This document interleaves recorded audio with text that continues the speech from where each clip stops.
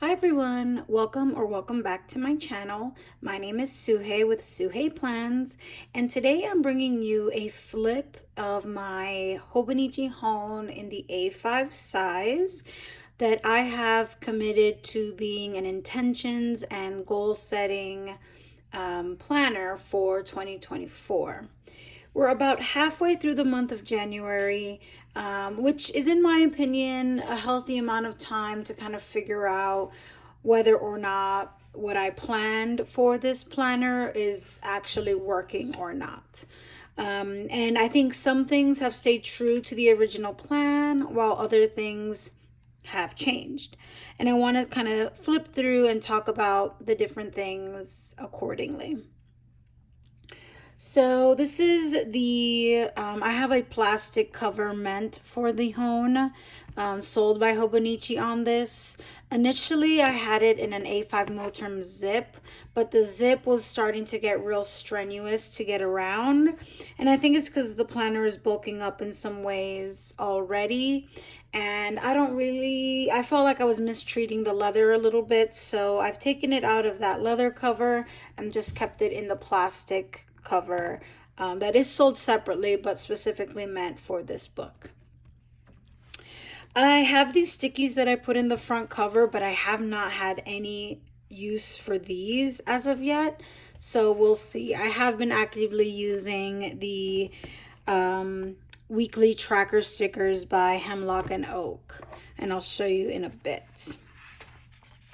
All right, so I didn't need to look back at the 2023 calendar. So I used this to kind of color coordinate the different categories that I'm prioritizing this year for my goals: self-care, family, finances, fitness, my 5-year diaries, marriage, etc. And just a quick key that'll, like a dot circle is done and an X is incomplete or did not achieve. Easy, like not too complicated, kind of bullet style referencing there. And I just added that here with some washi tape for decoration. This has been going well. I've successfully used this perpetual calendar to track habits. I made a note down here because I think in February I'm going to start tracking whether or not we got takeout, and just add it in the fourth column. I think that's an easy way for us to save money each month, and so I want to start tracking that more formally, but starting in February. So that's going off to plan. Now, December, I was kind of still figuring out what I was going to do with this planner. But I think one of the ideas that I had is that I wanted to map out on the monthly calendar when I did something related to one of my goals for the year. So, for example, one of my goals for the year is to have more intentional family time. On Saturday the 2nd, we went to the downtown tree lighting, and that was a very intentional and fun family together activity. And so I put my goal sticker there because that's one of my goals this year, is to have more intentional family time. And so I really liked how I kind of liked the thought process behind this. Every time I did something or something happened related to a goal, I put a sticker down, and I wanted to carry that over, just slightly different. So for January, I kind of went back to that color-coded system to mark down when I made progress towards one of my goals. One of my goals for the month of January was to find a family-friendly recipe, and I did that, and I marked it with pink because pink is for family, like that hot pink.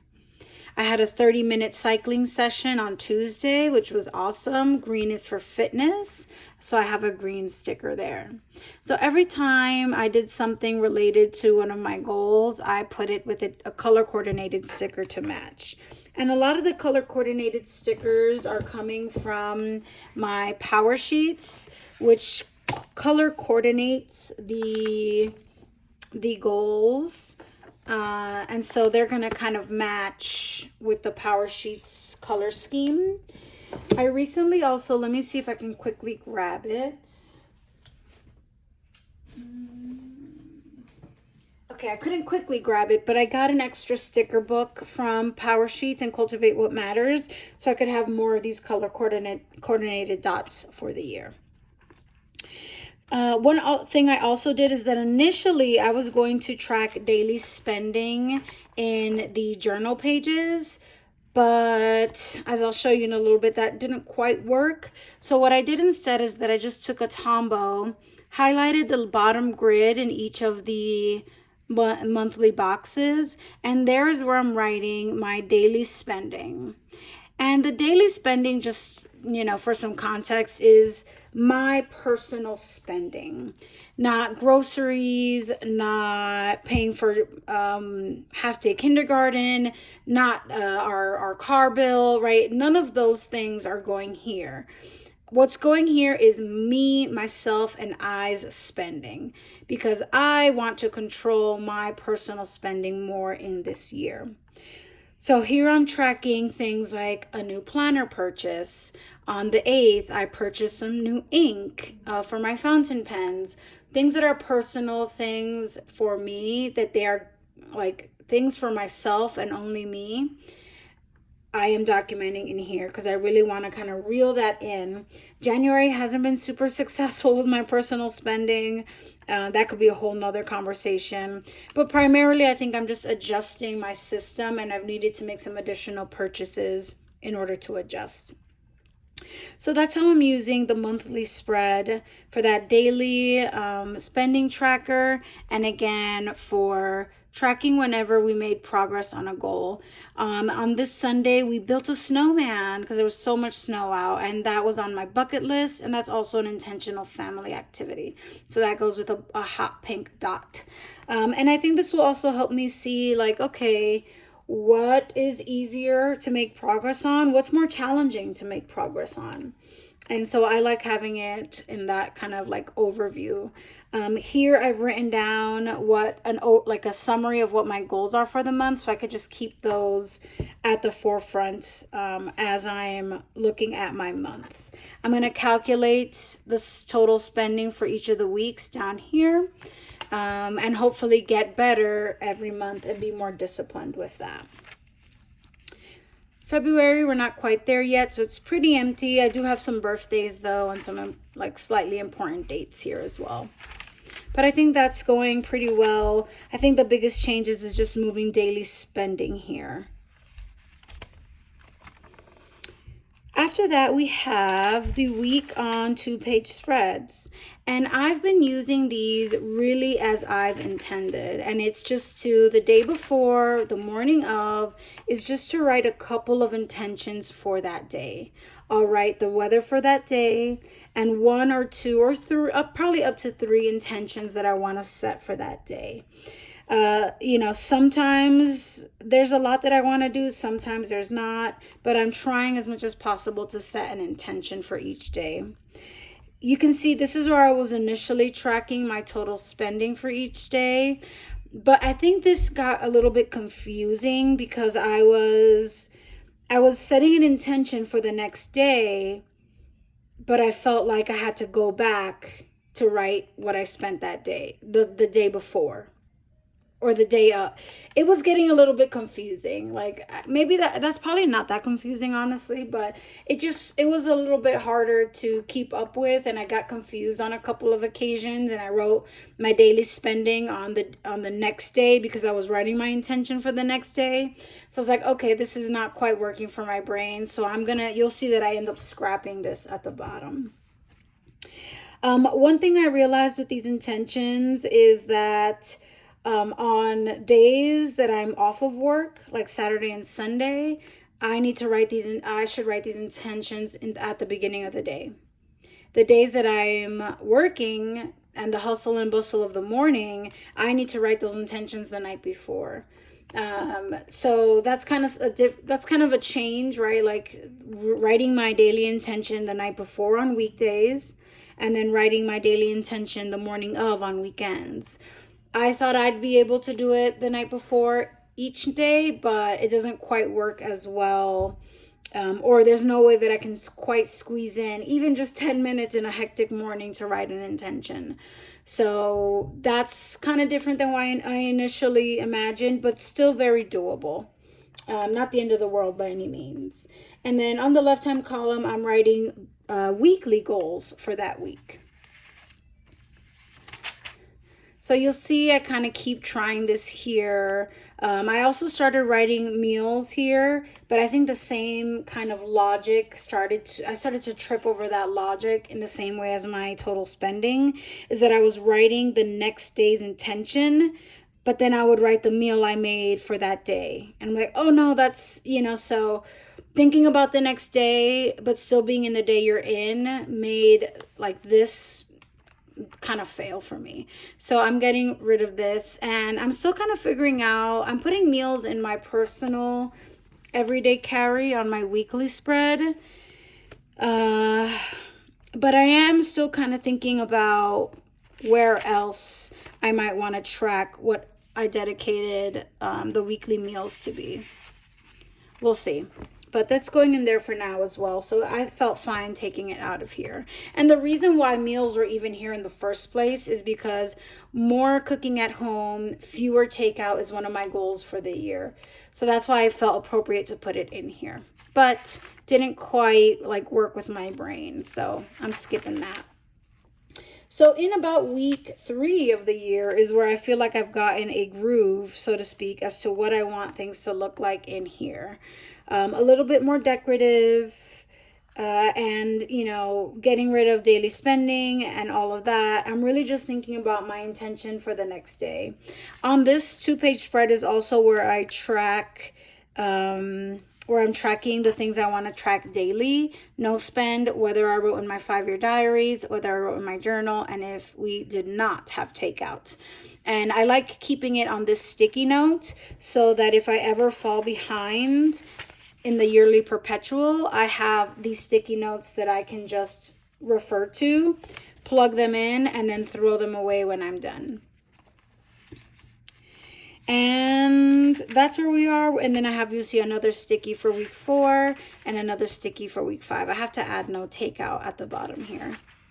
So this is working really well for me. Something else that I'm noticing is that when I write an intention for the next day, the night before, it really helps for me to just keep this book open on my desk before I leave to work, so that I can just quickly read what my intentions were for the day. Because days are long and a lot happens in a day. So I just find it very valuable to just quickly read through these. And that's a lot less time than it is to actually write them out each day.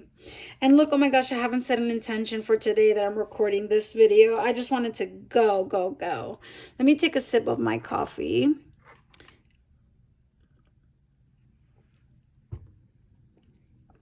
Pardon, I just wanted to go today. And I was really excited to share because I feel like I've made some mistakes. Things didn't go quite as planned, but I'm finally getting into a groove in week 3. So that's really exciting.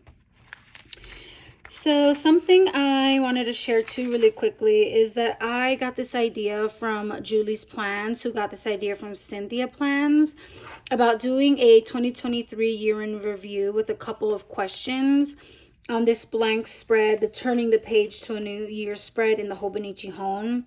Things like favorite place you visited, or the best thing you did for someone else, or your most embarrassing moment. I had a lot of fun doing these, and I think I'll continue putting these questions onto this spread.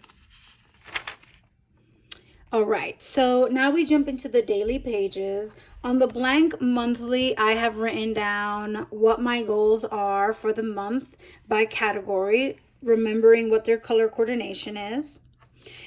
And then the daily spreads are really just a reflection on my day, often in relation to progress or not on my goals for that day.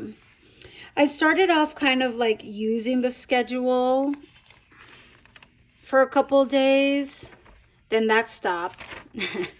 I kind of liked like that bolded wording, and I kind of did more of that. Then I had like this little graphic that I doodled, and I liked that. And so I added some pictures here, and some, so I tried different things, and I kept my today's spending, like I was tracking it in a little box here each day. But I was starting to feel like it took a lot of space, especially on the days that I didn't do any spending. So you'll see that eventually goes away, and I kind of get rid of it. So you'll see I'm just really experimenting, exploring, putting little stickers. Do I like a more horizontal orientation for my writing? And then I kind of liked this vertical orientation. I liked drawing these doodles, and this is not how the Apple Watch rings look, but you get the gist. So I had a workout this day, and so I'm kind of just experimenting and exploring with doodling, where I want certain things, how much color, washi tape. I'm really just this is my first time ever using a Hobonichi and exploring this kind of daily journaling style. So I just went for it. I was really anxious on this day, so I had some emojis. We went to the library, so different kind of things. We watched a movie.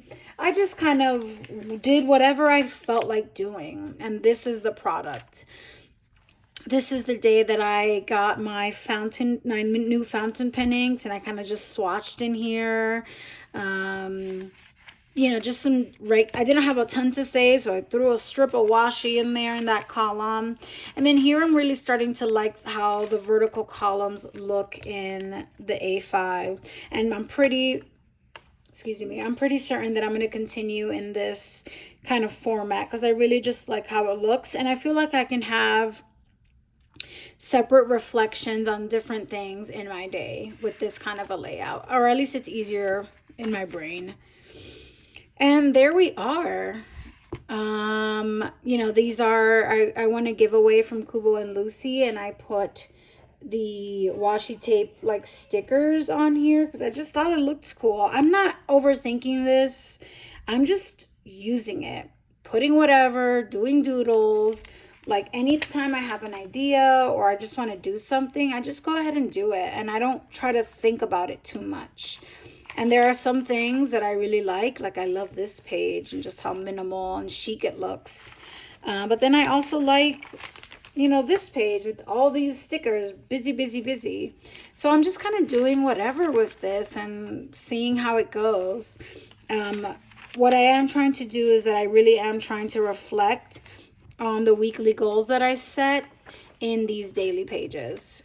And if there isn't progress in these pages per se every single day, I think just knowing that I continue to check in with those goals and be accountable to them has been incredibly helpful.